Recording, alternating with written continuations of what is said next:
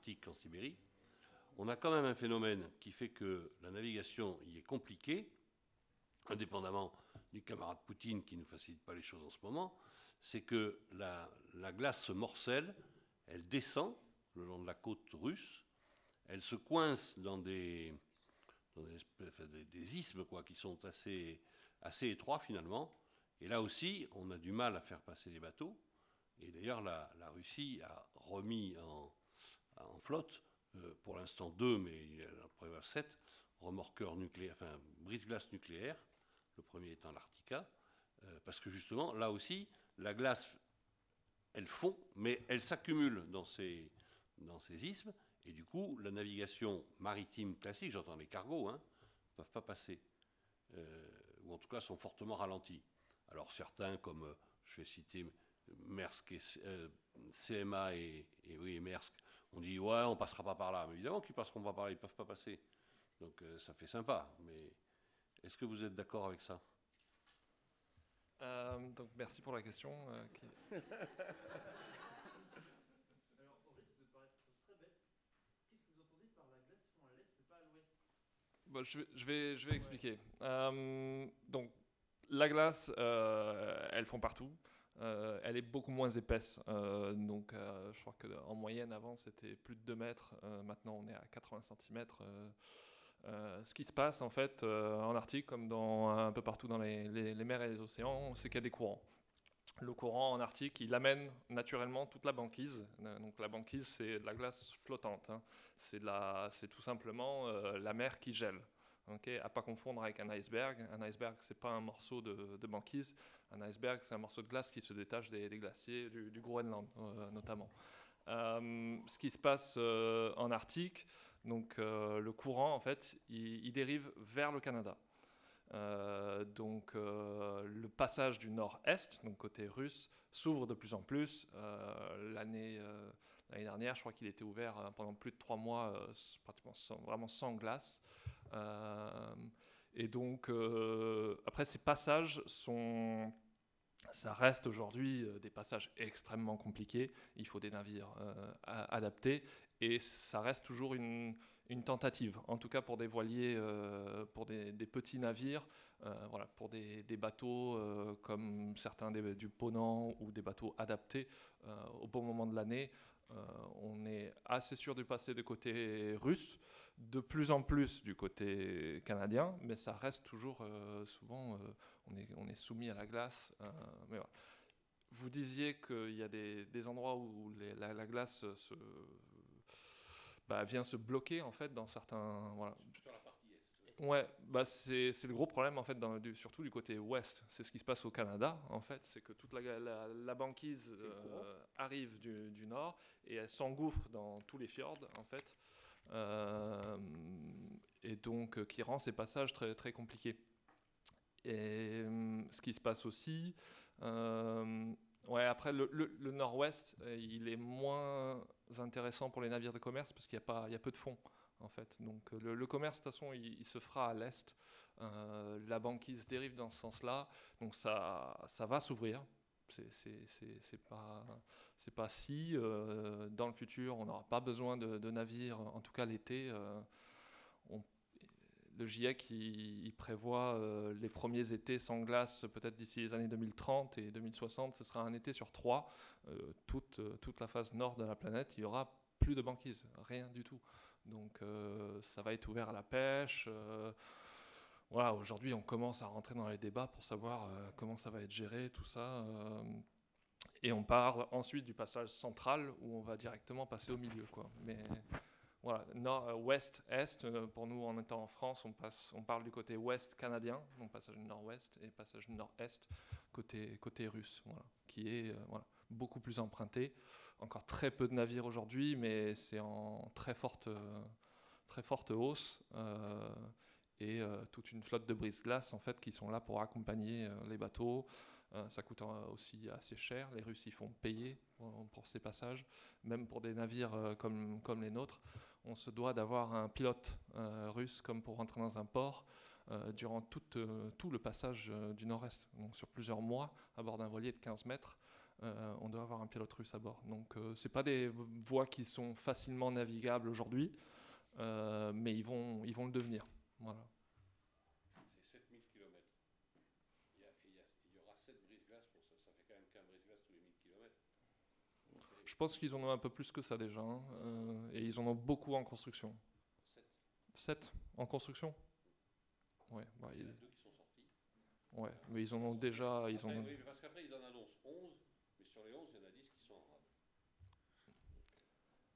Et voilà, sinon, le film, voilà, on parle aussi du montée des niveaux de la mer. Vous avez vu la calotte groenlandaise, qui est en train de devenir un des principaux contributeurs en fait, de l'élévation du niveau de la mer, qui est aujourd'hui toujours on est à 3,2 mm tous les ans en ce moment, mais ça augmente et ça augmente rapidement.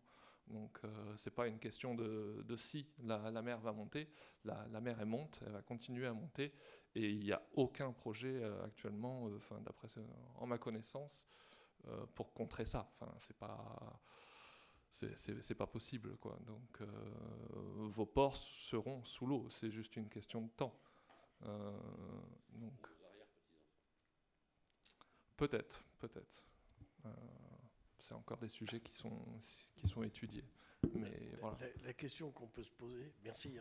La question qu'on peut se poser, c'est-à-dire que nos ports seront sous l'eau, nos ports vont reculer.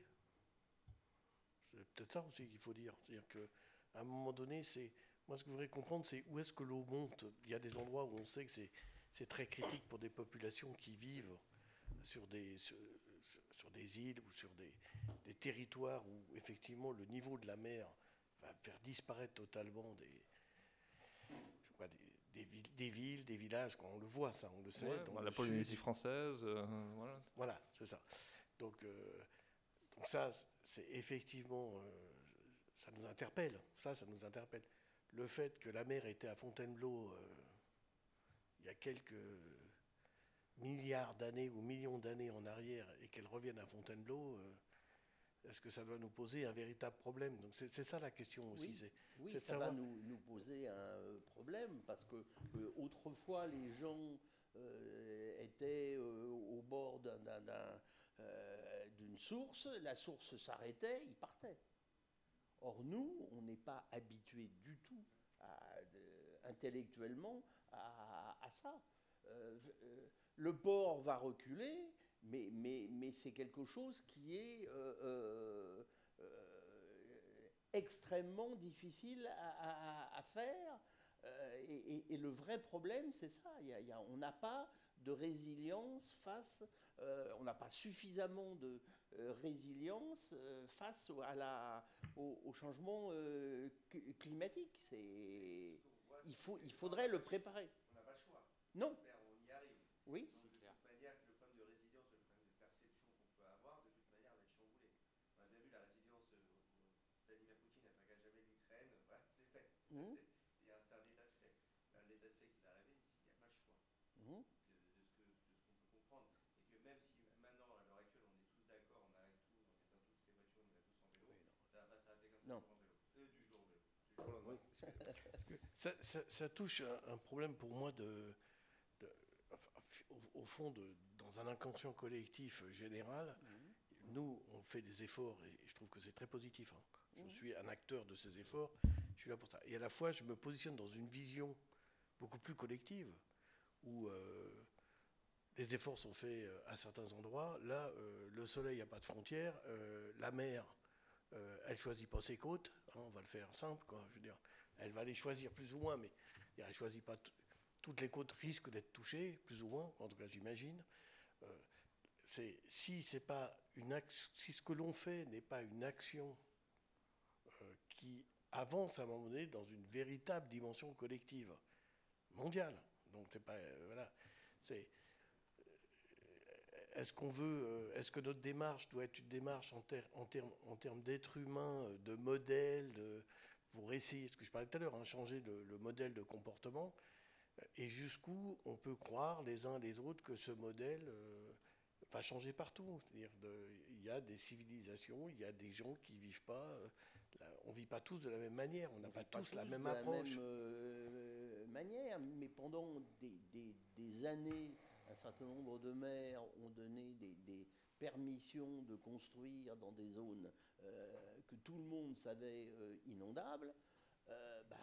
Voilà, tant qu'on ne change pas ça, moi je me souviens à La Rochelle, il y a 2 ans ou je sais pas quoi, il y avait un gars du GIEC qui me semblait être relativement intelligent et qui travaille pour la Nouvelle-Aquitaine et qui a fait toutes ses études sur la résilience pour dire là, il faut arrêter.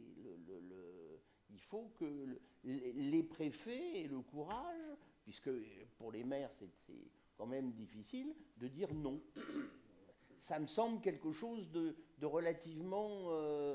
Donc là, vous allez dans mon sens de dire Oui. les ports vont reculer. Bon, Oui. moi, je vous parle, c'est simple, je suis rétais. Ah oui. Voilà, donc, Pardon? voilà, donc je connais, je veux dire, le problème. Ouais. le- Ça, c'est Et les après, à chaque port. Voilà, la situation, on sait que toutes ces questions sont extrêmement Oui, enfin, complexes. si vous êtes à Loire, vous êtes moins rassuré que si vous êtes... si vous êtes sur la façade intérieure, pour être simple, Oui. orientale de l'île, Oui. vous savez que vous allez avoir les pieds dans l'eau. Si vous êtes sur la façade atlantique, vous savez que vous n'allez pas la voir. Donc Oui. à un moment donné, vous savez qu'il y avoir des ponts à des endroits, c'est-à-dire, c'est ça la résilience. Ça Oui. veut dire qu'à un moment donné, bon, les phénomènes, c'est tout le problème. C'est même plus un problème de partage de responsabilité. Le débat, c'est celui-là que j'ai envie d'avoir par rapport à votre film. Hein. C'est le débat, pas philosophique, mais c'est le débat du comportement humain. C'est le cœur du comportement humain. On parlait de Poutine, cette jeune femme ce matin qui sort un panneau à la télévision, elle va en avoir pour 15 piges, on devrait tous l'applaudir. Parce que c'est effectivement le vrai héros c'est cette jeune femme. Ouais. Elle fait un pied de nez à l'ensemble de l'humanité en disant alors vous êtes tous là, vous interrogez, qu'est-ce qui va se passer, il faut bien nous aider, on va nous aider, on fait la guerre, on ne fait pas la guerre, on se prend une bombe atomique sur la gueule, on ne se la prend pas. C'est ça un peu toute l'histoire silencieuse qu'on a en nous-mêmes. Moi, je trouve magnifique votre film. Oui. Félicitations, c'est vraiment Merci. un travail. Et en plus, vous dites amateur, fait par des êtres humains. Dire que là, il y en a ras-le-bol des experts. Ça, c'est un vrai truc. Ça, pour moi, ça me parle profondément. Mais ça n'enlève pas cette interrogation du phénomène et du temps collectif. C'est-à-dire, à un moment donné, tant qu'il y aura du charbon, tant qu'on fera ce que l'on fait, tant qu'on foutra du plastique dans la mer, c'est vrai qu'il faut commencer quelque part. Hein. Je suis d'accord. Voilà, commençons chacun. Voilà, Ouais. j'ai entendu les débats aujourd'hui. Voilà, vous savez ce qu'il y a à faire. Je pense que vous comprenez très bien les sujets et la complexité de tout ce qu'il y a à faire. C'est pas facile. On n'y arrivera pas en un claquement de doigts. Voilà, c'est des projets. Le but, c'est net zéro 2050. Avec ça, on va limiter les impacts. On va limiter la montée du niveau de la mer, mais voilà, aujourd'hui, il faut parler d'adaptation, il faut comprendre que tout ça, ça va arriver. Voilà, vous ne pouvez pas mettre à zéro aujourd'hui toute la consommation, on ne peut pas arrêter de nous, on utilise du gasoil pour aller là-haut, pour parler, pour sensibiliser. Voilà, il faut changer petit à petit, mais il faut comprendre qu'il faut y aller là. Faut pas attendre la prochaine génération. Moi, j'interviens beaucoup dans les écoles aujourd'hui. Je peux vous dire que la jeunesse, quand j'interviens en lycée, de plus en plus, là, ils en ont marre qu'on vienne leur dire qu'ils vont sauver la planète, quoi. C'est vous aujourd'hui qui avez les rênes, qui décidez sur des émissions qui sont, vous allez dire, négligeables par rapport à. Mais voilà, la France peut être leader sur beaucoup de questions. On a chacun, il faut arrêter de comparer par rapport à l'autre. Et s'il faut mettre des prises de quai, allons-y, quoi. Allons-y aujourd'hui, quoi. Et arrêtons avec toutes ces normes. Il va falloir faciliter un petit peu tout ça, quoi, parce que voilà, je vous encourage, vraiment, c'est le but du film, quoi, et faut y aller, on le sait, on connaît les problèmes, quoi, donc on connaît, et il y a plein de solutions. Ouais.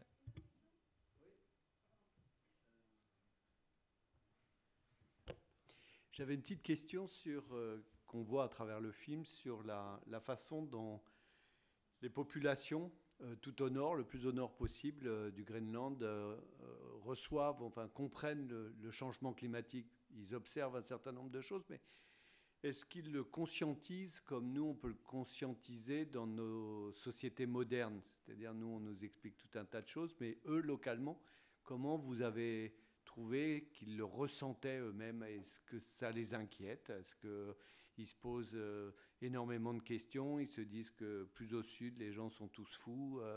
Comment ils voient ça? Donc nous, on était dans le sud du Groenland, là où les impacts sont un petit peu différents. Voilà, sur les changements plutôt d'espèces de poissons, ils ont beaucoup moins de banquise, mais ils n'ont jamais eu de la banquise trop... c'est pas eux qui ont des chiens de traîneau qui vont aller chasser à plusieurs centaines de kilomètres sur la banquise. Dans le nord, les impacts sont beaucoup plus forts. Donc on a des villages où ils avaient de la banquise pendant 9 mois de l'année, et c'était des chasseurs. Aujourd'hui, ils en ont à peine 3, et c'est trop dangereux en fait de monter dessus. Donc ils achètent des bateaux et ils deviennent pêcheurs, quoi. C'est carrément des changements très très importants. Donc moi, un des trucs qui m'a frappé, c'est que j'ai pas vu de climato-sceptique au Groenland. Donc j'ai été dans une école là-bas, tu vas parler un petit peu à la classe, et, le jeune il te dit mais monsieur, nous on le sait, quoi. Ça sert à rien de nous l'expliquer, quoi. Après c'est pas comme ici, c'est pas la priorité numéro 1 des Groenlandais. Bon, eux, si ça se réchauffe un peu, en ce moment, c'est explosion du tourisme, parce que tout le monde va aller voir les ours polaires avant qu'ils meurent. Donc eux, ils sont en train de créer des aéroports, c'est ce qu'ils veulent pour que les gens y viennent, quoi. Oui, oui, bien sûr. Bah, eux, ils veulent voir, ils veulent vivre, ils veulent, voilà, ils veulent s'ouvrir au monde et ouais. Mais voilà, c'est des questions. Les grosses questions là-bas, c'est beaucoup avec les mines, et ils sont très conscients du milieu. Enfin, vous l'avez vu un petit peu dans les images qu'ils ont. C'est très très protégé, c'est intouché, ces paysages. Ils en ont conscience, et donc là, par exemple, le dernier gouvernement qui a été élu, ils ont bloqué un des gros projets, notamment pour les terres rares, pour nos fameuses batteries. C'est à peu près 50-50, mais on voit que c'est peut-être un peu plus, et ils veulent protéger cet environnement, quoi. Oui, ça c'était l'autre question que je voulais vous poser, parce qu'effectivement, on voit bien que le réchauffement climatique met à jour ces capacités de métaux qui apparaissent plus facilement et qui vont être plus faciles à extraire.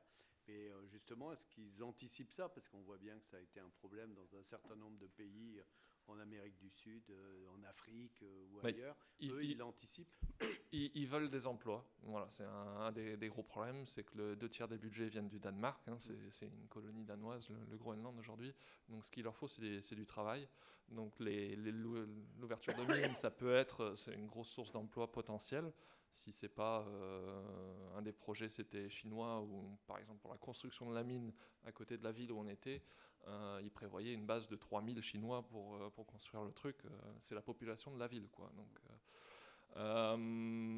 après, le problème, c'est qu'ils veulent pas que ce soit fait n'importe comment. Là, ça a été contré parce que le problème avec la terre rare, c'est que c'est mélangé à de l'uranium. Et pour extraire de l'uranium, en fait, c'est très polluant. La mine était très très proche du village, en fait, et au-dessus du village, donc potentiellement pollution de toutes les nappes d'eau, etc., etc. Donc il y a des mines là-bas déjà, ils sont pas contre, ils veulent juste que ce soit fait correctement, quoi. Ça nous rappelle l'anecdote de M. Trump qui veut acheter le Groenland, quoi. Et c'est exactement pour ça, hein, ouais.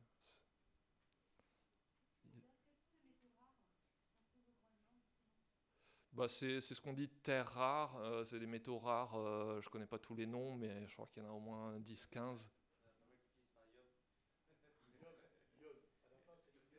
L'ium, ouais. Voilà, c'est tout cela, voilà, c'est des métaux très, très rares, et le Groenland est assis sur un des plus gros gisements au monde, en gros. Voilà. Il y a les Américains qui ont un petit dépôt. Je crois qu'en Australie, il y a des gros dépôts, et c'est les Chinois en fait qui ont un peu la main sur toute la transformation aujourd'hui. Donc même si les Chinois ils n'ont pas les gisements, ils en ont une petite partie, ils ont réussi à accaparer le marché de tout le... Et c'est dans nos téléphones, je crois que c'est dans toute la technologie, en fait, on en a besoin partout. Donc, s'ils nous disent stop, eh ben, on n'a plus de quoi construire nos armes, on n'a plus de quoi construire rien. Donc, C'est l'une des causes cachées de l'Afghanistan. d'accord. Une réserve de métaux rares. Les Chinois très intéressés. J'ai été très étonné par la navigation. Ouais. Parce que vous annoncez, on n'y connaissait rien. Là, ça, je me suis dit, ok, il y avait peut-être pas un ou deux grands spécialistes, mais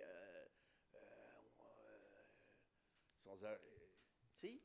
Parce que, entre parenthèses, vous aviez l'air d'avoir la main relativement ferme sur le film. Peut-être. Bon, en tout cas, ça s'est bien passé, mais c'est vrai que c'était, voilà, pour ceux qui connaissent très bien le milieu maritime, beaucoup nous diraient qu'on était complètement inconscients.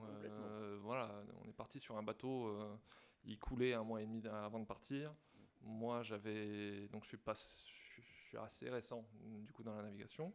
Je naviguais pendant 3 ans avant de changer et d'acheter ce voilier, qui pèse 20 tonnes, qui n'est peut-être pas beaucoup en vos termes, mais c'est assez grand. Je suis passé du coup de 6 tonnes 5 à 20 tonnes avec un équipage et Arctique, zéro expérience. Hein, c'est pas du tout les mêmes milieux. Moi, je naviguais, donc j'avais navigué 1 an et demi non-stop. J'avais acheté un voilier de 11 mètres en Thaïlande que j'ai ramené par l'Afrique du Sud. Et donc ça, c'était en gros mon expérience. Donc, parce que quand on passe par le long de l'Irlande, le Fastnet et tout, il y a chaque année des morts. Hein.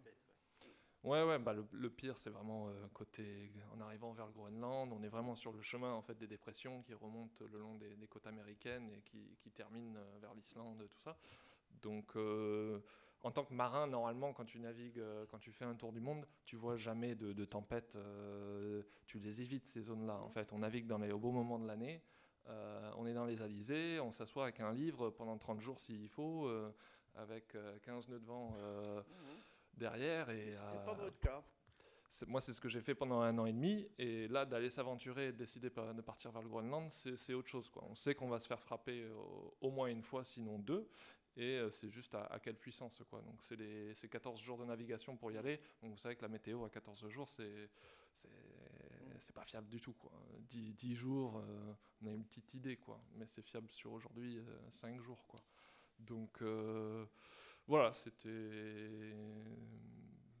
On est quand même en train de renforcer l'équipe là avec Benjamin qui nous a rejoint, qui est skipper pro, qui a son capitaine de sang, voilà.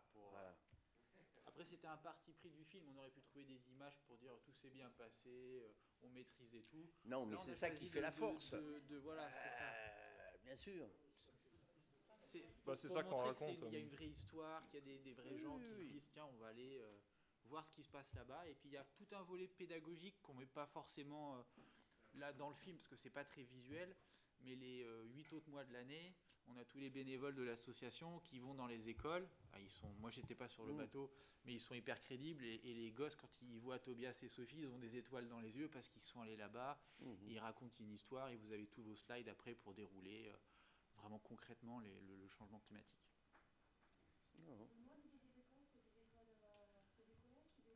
Alors, ça va primaire, il y a aussi 6e, collège, lycée.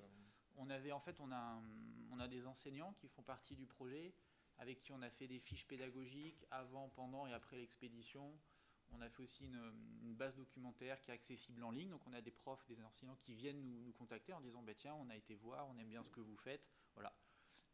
Et là, on va essayer de passer sur un modèle type mécénat où nos interventions sont gratuites. On a des mécènes qui nous aident et comme ça nous donne encore plus une force de frappe plus importante pour aller voir les écoles. Voilà. Et l'an dernier, c'est 7000 élèves qu'on a sensibilisés et on a un objectif à peu près similaire sur cette année. Vous allez repartir? Oui, en avril 2024. Cette fois, Tobias va vous expliquer pour une 3e circumnavigation d'ouest en est. Non. On est reparti déjà en Islande donc l'été dernier, et là justement pour développer tout le côté pédagogique avec des enseignants à bord. Avec de l'hydrogène. On étudie, mais c'est vrai que c'est pas évident de se ravitailler en hydrogène au milieu du passage du Nord-Est. Mais c'est des choses qu'on regarde, mais c'est vrai que c'est pas évident. Mais voilà, le gros projet, c'est par rapport à l'histoire du bateau. En fait, c'est le seul navire qui a fait 2 fois le tour du pôle Nord. 2 fois le Nord-Est, 2 fois le Nord-Ouest. Et pour comparer un petit peu comment ça change, pour vous dire, la première fois, le bateau, il l'a fait de 2001 à 2004. C'était un équipage irlandais qui l'a construit. En fait, ce bateau, c'est une construction amateur. Ils ont mis 4 ans. Voilà, un été à faire le Nord-Ouest. Et ils ont mis 2 étés à faire le Nord-Est, parce qu'ils ne sont pas passés la première fois. Donc à l'époque, c'était plus dur de faire le Nord-Est que le Nord-Ouest, pratiquement. Aujourd'hui, c'est l'inverse. Et le bateau, il a fait une 2e circumnavigation. C'était une expédition britannique en 2016, donc 15 ans après la première. Ils ont mis 4 mois à faire tout le tour. Donc voilà, ça change très très vite là-haut.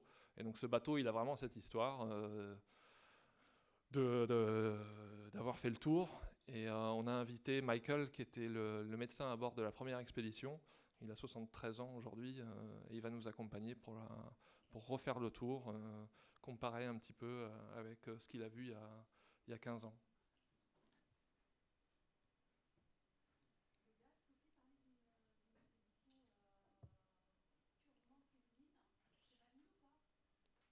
Oui, donc le bateau part cet été avec Sophie, un groupe de grimpeuses voilà, qui vont aller sur la côte est du Groenland.